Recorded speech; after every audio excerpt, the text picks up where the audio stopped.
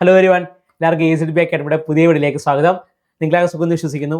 അപ്പം നമ്മൾ വന്നിരിക്കുന്നത് നമ്മുടെ SSC GD 2026 പുതിയ നോട്ടിഫിക്കേഷൻ വരാനിരിക്കുകയാണ്. കറക്റ്റ് SSC 2025 SSC GD 2025 ഒക്കെ നോട്ടിഫിക്കേഷൻ വന്ന എക്സാമും അതുപോലെ ഫിസിക്കൽ ടെസ്റ്റ് ഒക്കെ കഴിഞ്ഞിട്ടുണ്ടായിരുന്നു. അപ്പോൾ നമ്മുടെ ഈ പറയുന്ന SSC GD 2026 പുതിയ നോട്ടിഫിക്കേഷൻ എന്താണ് ഇനി വരാൻ പോവുകയാണ്. ഈ പറയുന്ന 2 മാസത്തിനുള്ളിൽ തന്നെ എന്തെങ്കിലും പുതിയ നോട്ടിഫിക്കേഷൻ വരുന്നതായിരിക്കും.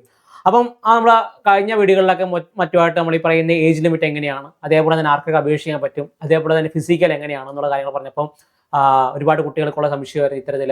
അതിൻ്റെ സിലബസ് ഒന്ന് പറയാമോ, എന്തൊക്കെയാണ് പഠിക്കേണ്ടത്, എങ്ങനെയാണ് പഠിക്കേണ്ടത്, എങ്ങനെയൊക്കെ പഠിച്ചു കഴിഞ്ഞാൽ പറയുന്ന എക്സാം ക്ലിയർ ചെയ്യാൻ സാധിക്കും എന്നുള്ള ഒരുപാട് ഡൗട്ടുകൾ പറ്റും എന്ത് ചെയ്യുന്നുണ്ടായിരുന്നു, അവർ പങ്കുവച്ചിട്ടുണ്ടായിരുന്നു. അപ്പോൾ നമ്മൾ ഇന്നത്തെ വീഡിയോ ആയിട്ട് വന്നിട്ടുള്ളത് പ്രധാനമായിട്ട് SSC GDയുടെ സിലബസ് എന്തെല്ലാമാണ്, എങ്ങനെയൊക്കെ പഠിച്ചു കഴിഞ്ഞാൽ നിങ്ങൾക്ക് എന്ത് ചെയ്യാൻ പറ്റും, ഈ പറഞ്ഞ SSC GD ക്ലിയർ ചെയ്യാൻ സാധിക്കുന്ന കാര്യങ്ങളാണ് നമ്മൾ ഇന്നത്തെ വീഡിയോയിൽ നമ്മൾ ചർച്ച ചെയ്യാൻ പോകുന്നത്. ഓക്കെ, അതേപോലെ തന്നെ നമ്മുടെ AZB അക്കാഡമി നമ്മുടെ SSC GD 2026 പുതിയൊരു ബാച്ച് സ്റ്റാർട്ട് ചെയ്തിട്ടുണ്ടായിരുന്നു. ഓക്കെ, അത് നമ്മുടെ പ്രധാനപ്പെട്ട പ്രത്യേകത എന്താ നോക്കി കഴിഞ്ഞാൽ നമ്മൾ ഡെയിലി സ്റ്റഡി പ്ലാൻ ഉണ്ട്, ലൈവ് പ്ലസ് റെക്കോർഡ് ക്ലാസ്സുകളുണ്ട്, അതേപോലെ തന്നെ സ്പെഷ്യൽ കറണ്ട് അഫയേഴ്സ് സെക്ഷനുകളുണ്ട്, അതേപോലെ മെന്റർഷിപ്പ് സപ്പോർട്ട് പ്രൊവൈഡ് ചെയ്യുന്നുണ്ട്.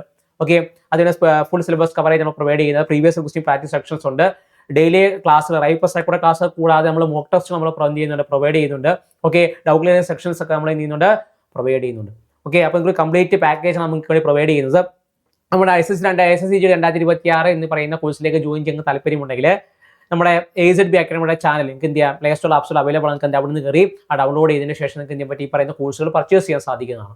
ഓക്കെ, അതല്ല നമ്മുടെ ഈ പറയുന്ന കോഴ്സുകളുടെ ഒരുപാട് സംശയങ്ങൾ നിലനിൽക്കുന്നുണ്ടെങ്കിൽ ഞാൻ ഈ പറയുന്ന നമ്പറിൽ കോൺടാക്ട് ചെയ്താൽ മതി. ഓക്കെ, 9995467246 നമ്പറിലേക്ക് കോൺടാക്ട് ചെയ്ത് കഴിഞ്ഞാൽ എന്തെങ്കിലും സംശയം ഉണ്ടെങ്കിൽ എന്ത് ചെയ്യാം, നമുക്കത് മാറ്റി തരുന്നതായിരിക്കും. ഓക്കെ, അപ്പോൾ ഈ പറയുന്ന ഒരു യൂണിഫോം ജോലി, നമ്മുടെ കേന്ദ്ര സർക്കാരിന്റെ യൂണിഫോം ജോലി ആഗ്രഹിക്കുന്നവർക്ക് എന്ത് ചെയ്യാം, ഒരു പറ്റിയ ഒന്നാണ് നമ്മുടെ ഈ പറയുന്ന SSC GD എന്ന് പറയുന്നത്. ഓക്കെ, നമ്മുടെ രാജ്യത്തിന്റെ അതിർത്തി ആൾക്കുന്ന പൗരന്മാരായിട്ട് എങ്ങനെ ചെയ്യാൻ പറ്റും, മാറാൻ പറ്റുന്ന ഒന്നാണ് ഈ പറയുന്ന GD എന്ന് പറയുന്നത്. അറിയാമായിരിക്കും അല്ലേ? ഓക്കെ, വായിപ്പിക്കുന്നില്ല, നമുക്ക് എന്ത് ചെയ്യാൻ പറ്റും, നമുക്ക് വീട്ടിലേക്ക് കടക്കാം.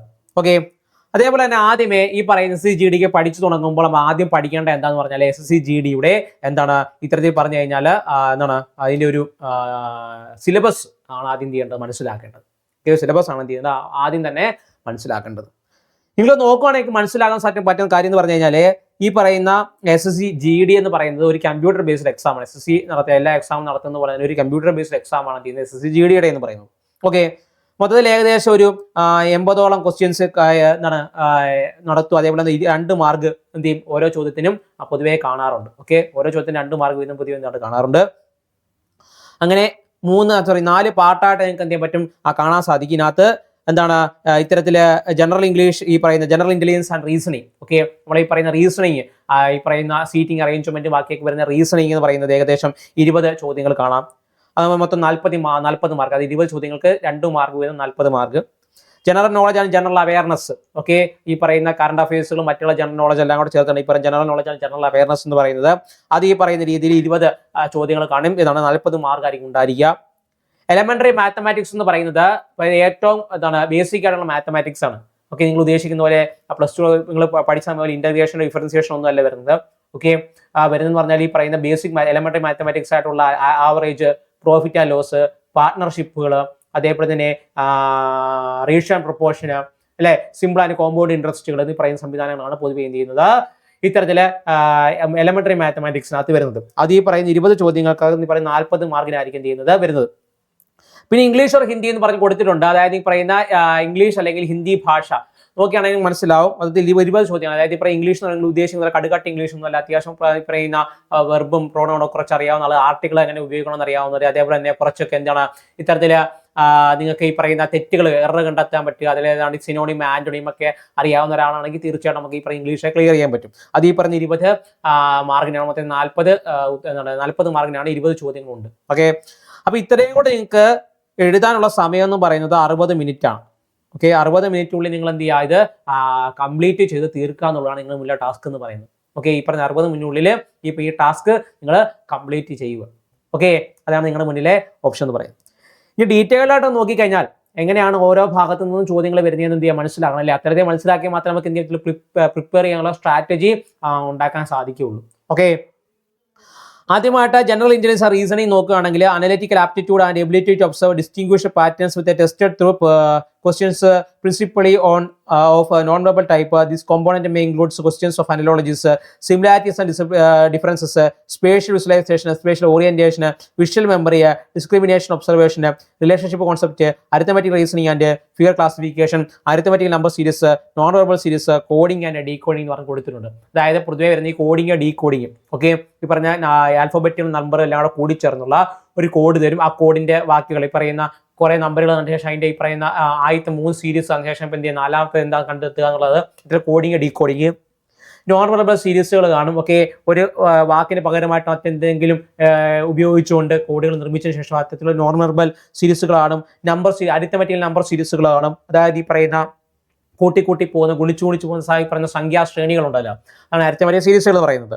ഓക്കെ അതേപോലെ തന്നെ ഫിഗറുകൾ വെച്ച് ക്ലാസിഫൈ ചെയ്യുന്നത് എങ്ങനെയാണ്, അതേപോലെ തന്നെ ഒരു രൂപം ഒരു മാത്തമാറ്റിക്കൽ ഒരു ജോമെട്രിക്കൽ ഫിഗർ തന്നെ ശേഷം അത് മുറിച്ച് മാറ്റിയ ശേഷം അതിന്റെ പാർട്സ് ഏതാണെന്ന് കണ്ടെത്തുന്ന ഇത്ര രീതിയിൽ ഈ നമ്മുടെ ജനറൽ എന്താണ് ഈ ഇന്റലിജൻസ് നമ്മുടെ കണക്ക് കൂട്ടുന്ന എന്താണ് ജനറൽ ഇന്റലിജൻസ് റീസണിംഗ് എന്ന് പറയുന്നത് വളരെ എളുപ്പമുള്ള ഒരു ഭാഗമാണ്. ഓക്കെ അത്യാവശ്യം നമ്മൾ പ്രിപ്പയർ ചെയ്തിട്ടുണ്ടെങ്കിൽ വളരെ നല്ല രീതിയിൽ മാർക്ക് സ്കോർ ചെയ്യാൻ പറ്റുന്ന സംവിധാനമാണെന്ന് പറയുന്നത് ജനറൽ ഇന്റലിജൻസ് ആൻഡ് റീസണിംഗ് എന്ന് പറയുന്നത്.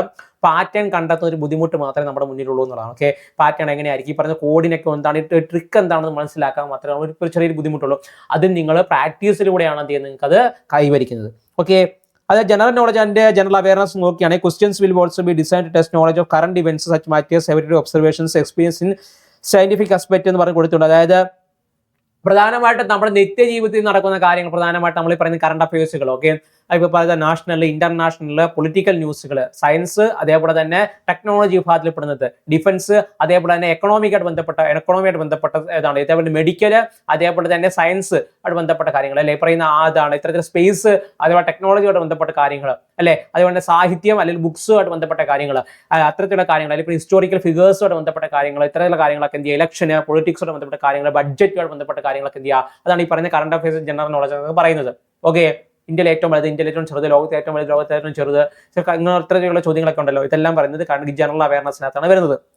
അതുകൂടാതെ തന്നെ ഹിസ്റ്ററി, കൾച്ചർ, ഹിസ്റ്ററി ഉദ്ദേശിക്കുന്ന ഈ പറയുന്ന ഇൻഡസ് വാലി സിവിലൈസേഷൻ തുടങ്ങി ഈ പറയുന്ന ബ്രിട്ടീഷ് പീരീഡ് വരെയുള്ള ഈ പറയുന്ന ബ്രിട്ടീഷ് 1947 ഇന്ത്യ ഇൻഡിപെൻഡന്റ് ആവുന്ന കാലഘട്ടങ്ങൾ, കൾച്ചർ, ജോഗ്രഫി, ഇന്ത്യയുടെ പ്രധാനപ്പെട്ട മലനിരകളെ കുറിച്ചുള്ള ഈ പറയുന്ന വിന്ധ്യ സത്പുര മലനിരകൾ, ഈ പറയുന്ന ഹിമാലയം, അതേപോലെ തന്നെ ഡെക്കാൻ പ്ലേറ്റ്, അതേപോലെ തന്നെ ഈസ്റ്റേൺ ഗാട്സ് ഈ മലപ്രദേശങ്ങൾ, ഇത് അതേപോലെ തന്നെ പീഠഭൂമികൾ, അതേപോലെ തന്നെ ഈ പറയുന്നതാണ് ഡെസേർട്ടുകൾ ഏതെല്ലാം, മഞ്ഞുകൂടിയ പ്രദേശങ്ങൾ ഏതെല്ലാമാണെന്നുള്ള കാര്യങ്ങളൊക്കെ.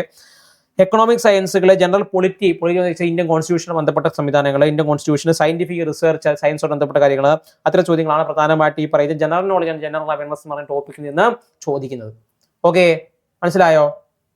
ഓക്കെ അടുത്തത് എലമെന്ററി മാത്തമാറ്റിക്സ് നോക്കുകയാണെങ്കിൽ നിങ്ങൾക്ക് കാണാൻ പറ്റും നമ്പർ സിസ്റ്റങ്ങൾ, അതായത് നമ്മൾ ഈ പറയുന്ന നമ്പർ സിസ്റ്റം ഉദ്ദേശിക്കുന്ന അത്തരത്തിലെ ഈ പറയുന്ന നമ്പറുകളുടെ പ്ലേസ് വാല്യൂ, ഫേസ് വാല്യൂ കണ്ടെത്തുന്ന കാര്യങ്ങൾ, അതേപോലെ ഇപ്പം 3ന്റെയും 4ന്റെയും ക്യൂബ് ശേഷം ഈ പറയുന്ന ഓപ്ഷനുകൾ ഉണ്ടോ എന്നുള്ളത് കണ്ടെത്തുന്നത്.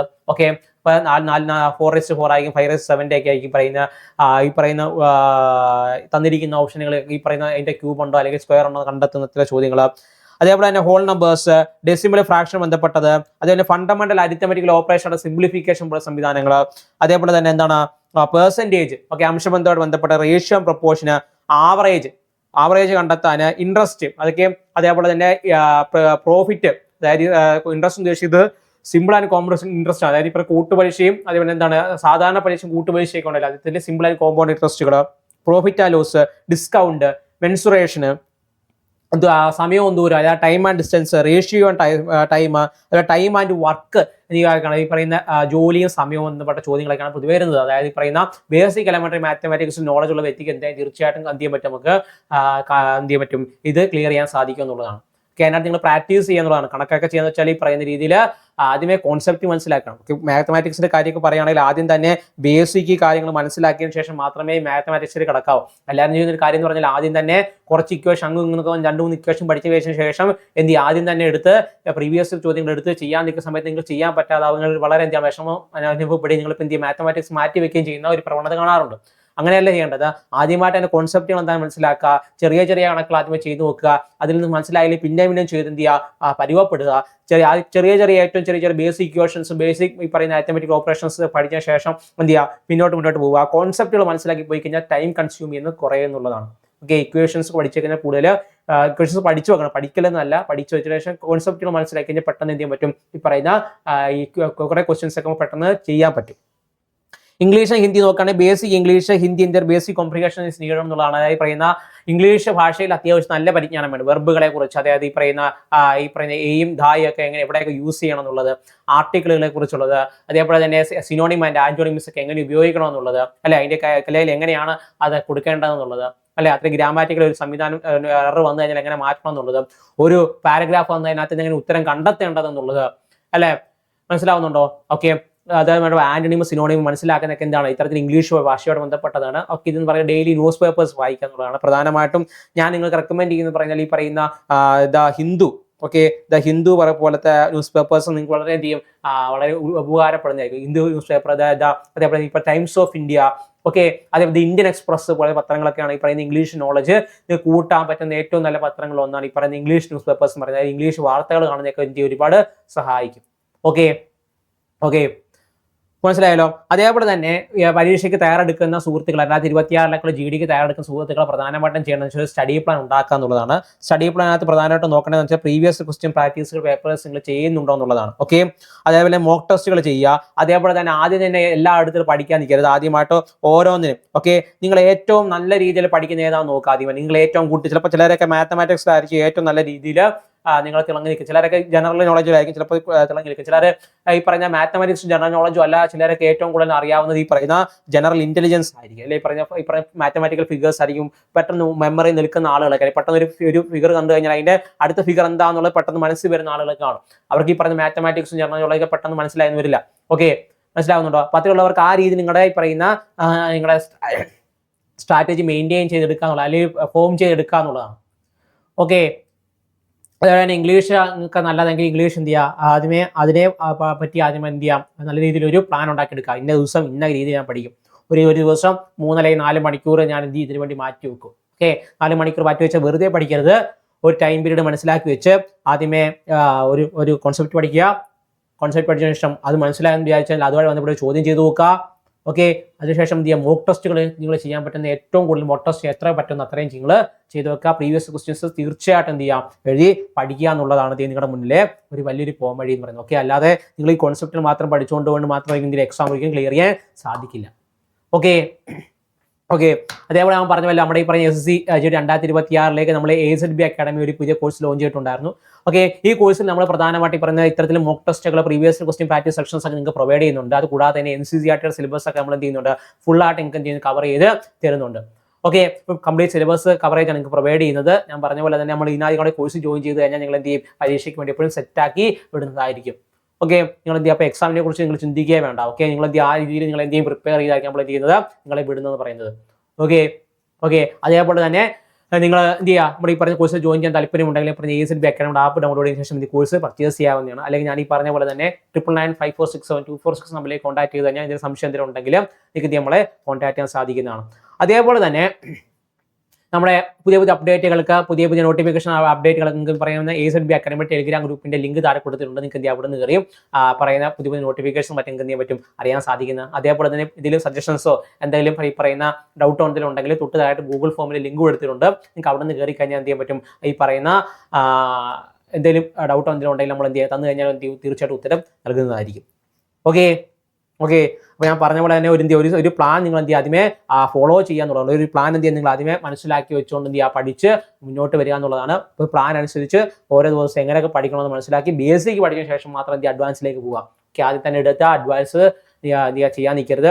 ഓക്കെ, നമുക്ക് പെട്ടെന്ന് ഒന്നും ഒരിക്കലും മരം മുറിച്ചിടാൻ പറ്റത്തില്ല, അല്ലേ? പതുക്കെ വെട്ടി മാത്രമേ ഒരു വലിയ മരം നമുക്ക് എന്തിനും മുറിച്ചിടാൻ പറ്റത്തില്ല. അതുകൊണ്ട് തന്നെ പതിയെ എന്ത് ചെയ്യുക, പഠിച്ചു തുടങ്ങി. പണ്ട് കേട്ടില്ലേ, പയ്യ തിന്നാ പനയും തിന്നാന്നാണ്, അല്ലേ? അത്ര എന്ത് ചെയ്യുക, നിങ്ങളൊരു സ്റ്റെപ്പ് ബൈ സ്റ്റെപ്പ് ആയിട്ട് നിങ്ങൾ എന്ത് ചെയ്യുക, പഠിച്ചു തുടങ്ങി കഴിഞ്ഞാൽ നിങ്ങൾക്ക് തീർച്ചയായിട്ടും ഈ പറയുന്ന ഇത്തരത്തിൽ നമ്മുടെ സേനകളിലേക്ക് എന്ത് ചെയ്യാൻ നിങ്ങൾക്ക് കയറാൻ സാധിക്കുന്നതാണ്. ഓക്കെ, പുതിയ അപ്ഡേറ്റുകളൊക്കെ നമ്മളെ ഫോളോ ചെയ്യാൻ മറക്കരുത്.